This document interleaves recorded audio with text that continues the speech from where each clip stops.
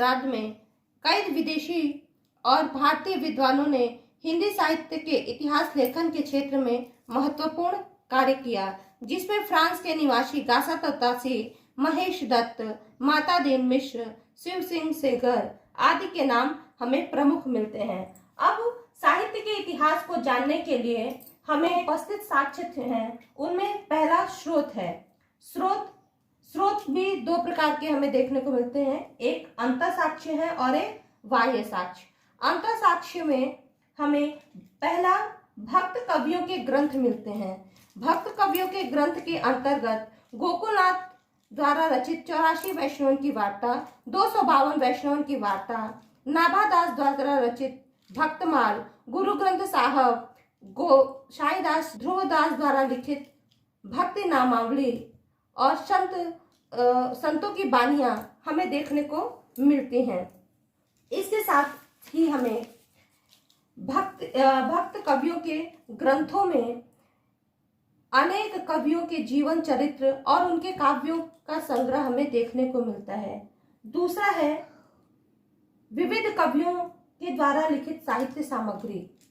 इनमें देखा जाए तो कवि हजारा, जिसमें आप जानते होंगे कि 292 कवियों की 1000 कविताओं का संग्रह किया गया है।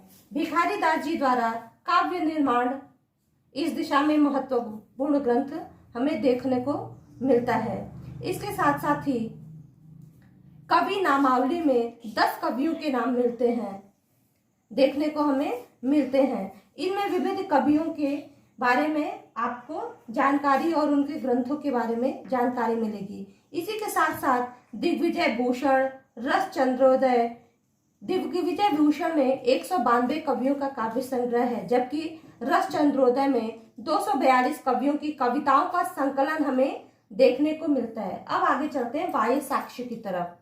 बाह्य साक्ष्य के अंतर्गत साहित्यिक सामग्रियां उपलब्ध हैं, जैसे हम देख सकते हैं कि कर्नल टाउ का राजस्थान नागरी प्रचारणी सभा की खोज रिपोर्ट, मोतीलाल मनेरिया की राजस्थान हिंदी के हस्तलिखित ग्रंथों की खोज, बिहार में हस्तलिखित ग्रंथ and Kanphata yogis, Kabir and the Kabir Panth, history of the Sikh religion आदि हमें ग्रंथ देखने को मिलते हैं, जिसमें उस समय के कवि और कवियों की रचनाएं देखने को मिलती हैं। साथ ही दूसरा है ऐतिहासिक स्थान और शिलालेख।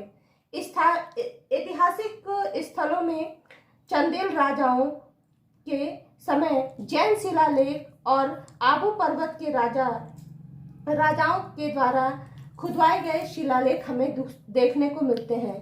दूसरी तरफ काशी में कबीर चौरा, कबीर की समाधि, राजपुर में तुलसी का प्रस्तर मूर्ति आदि हमें ऐसे स्थान मिलते हैं जहां पर हमें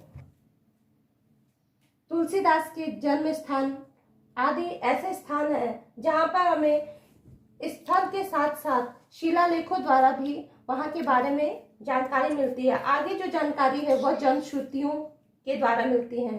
प्राचीन कवियों ने विभिन्न प्रकार की रचनाएं जो लिखी वह लोगों के बीच में इतनी व्यापकता से फैली हुई थी कि आज भी हमें देखने और सुनने को मिलती है, जिसमें हम आल्हा गीत, आल्हा उदल खंड जो है परमार रासों, उसे हम देखते हैं और बार बार सुनते हैं, जो जनता में सबसे ज्यादा।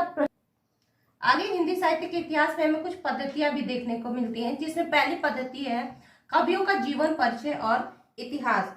इसमें सर्वप्रथम जो प्रयास था वह गासा दत्तासी ने किया था।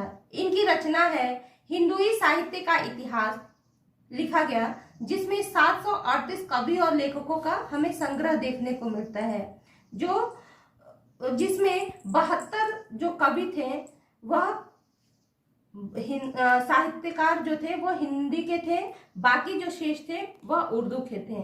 लेकिन अगर इस इतिहास को ध्यान से देखा जाए तो यह कवि कोश अधिक दिखाई देता है और इतिहास कम है।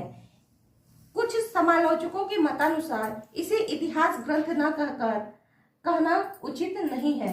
दूसरी जो पद्धति हमें दिखाई देती है वो कवियों का परिचय देने वाला इतिहास है। इसमें 1878 ईस्वी में शिव सिंह सेंगर द्वारा लिखित शिव सरोज पाए जाते हमें उदाहरण देते हैं। इसमें जो कवियों के नाम है या जो परिचय है वह उनके वर्ण क्रम में है, अ आ ई क ख ग घ, इस क्रम में हमें देखने को मिलते हैं। तीसरा जो है वह काल क्रमानुसार कवि परिचय और इतिहास की अवधि है। इसमें सबसे पहला जो प्रयास और सराहनीय प्रयास है वह जॉर्ज ग्रियर्सन कृत उनकी रचना है modern Vernacular Literature of Hindustan. इस पद्धति पर लिखा गया है, जो इतिहास ग्रंथ का प्रथम इतिहास माना जाता है। हिंदी साहित्य का इसे प्रथम इतिहास होने का गौरव प्राप्त है। चौथा है समालोचना सहित कवियों का परिचय। इसमें महत्वपूर्ण जो प्रयास है वह मिश्र बंधुओं ने किया है। इनमें 3 लेखक हैं, श्याम बिहारी मिश्र, सुखदेव मिश्र है। इसमें 4591 कवियों का समावेश है।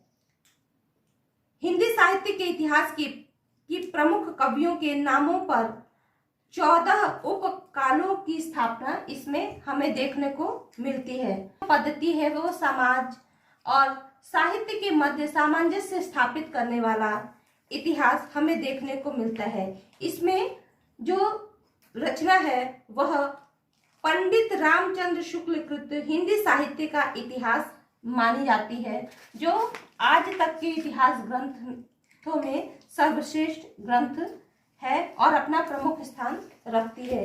इसके साथ साथ ही विशेष कालावधि में भी कुछ ग्रंथ हमें देखने को मिलते हैं, जिसमें डॉक्टर राम कुमार वर्मा का शोध ग्रंथ हिंदी साहित्य का आलोचनात्मक इतिहास, भाषा को भी ध्यान में रखते हुए कुछ इतिहास ग्रंथ लिखे गए, जिनमें अयोध्या सिंह उपाध्याय का हिंदी भाषा साहित्य का विकास हमें देखने को मिलता है। श्याम सुंदर दास जी ने भी इसी पद्धति पर भाषा और साहित्य की रचना की है। इसके साथ साथ ही हमें और भी अनेक प्रकार देखने को मिलते हैं, जिसमें विवेचनात्मक और संक्षिप्त साहित्य है।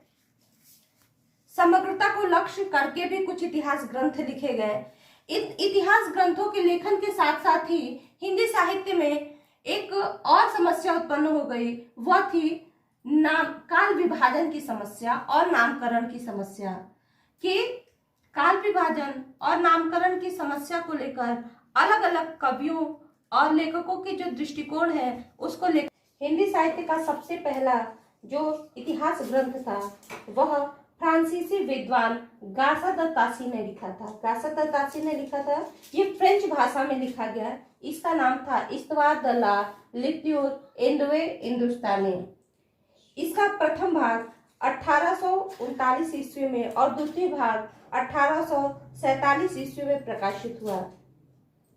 इसका तीसरा भाग 1871 ईस्वी में प्रकाशित हुआ, जिसमें संशोधन के साथ प्रकाशित हुआ। यह डॉक्टर लक्ष्मी सागर वार्ष्णेय ने तासी के इतिहास ग्रंथ में आए कवियों और लेखकों के संबंधित विवरण का हिंदी अनुवाद किया, जिसका नाम उन्होंने हिंदुई साहित्य का इतिहास इस नाम से प्रकाशित किया उसे, जो 1952 में हिंदुस्तान एकेडमी इलाहाबाद से प्रकाशित किया।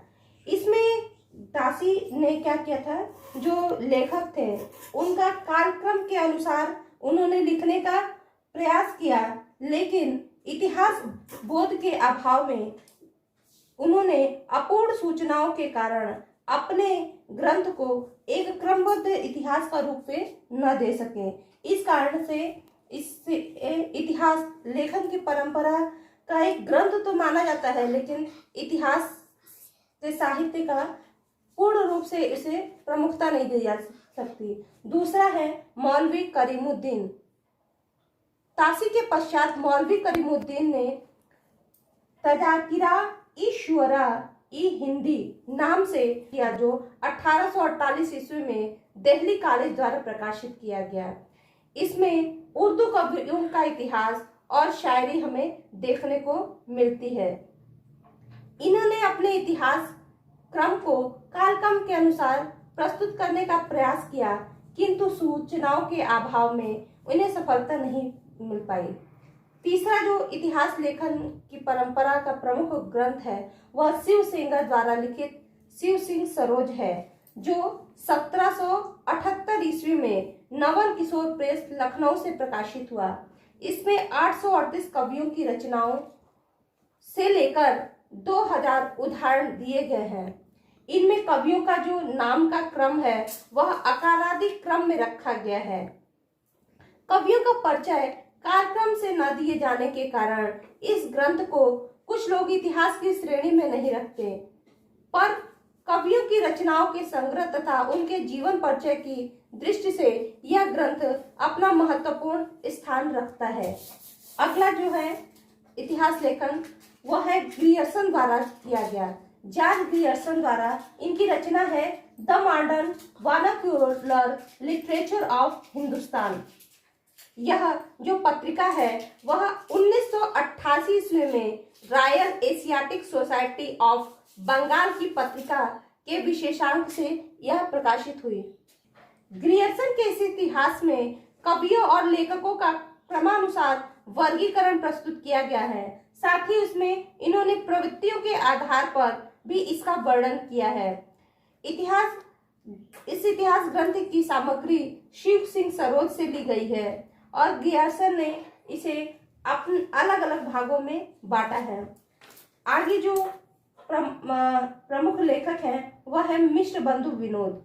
इन्होंने 1913 ईस्वी में मिश्र बंधु विनोद नाम से हिंदी साहित्य का बृहत इतिहास 3 भागों में विभाजित प्रकाशित किया।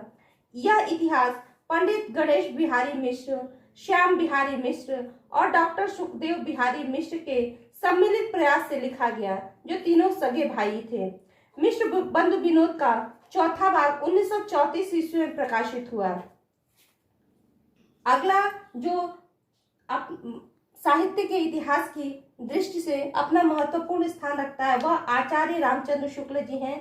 इन्होंने हिंदी साहित्य के इतिहास के नाम से रचना लिखी, जो इतिहास के हिंदी साहित्य के इतिहास के 900 सालों को एक निश्चित क्रम में आचार्य रामचंद्र शुक्ल, डॉक्टर रामकुमार वर्मा और डॉक्टर नागेंद्र द्वारा काल विभाजन आप देख सकते हैं। Thanks for watching. Thank you. Please like, subscribe and share my channel.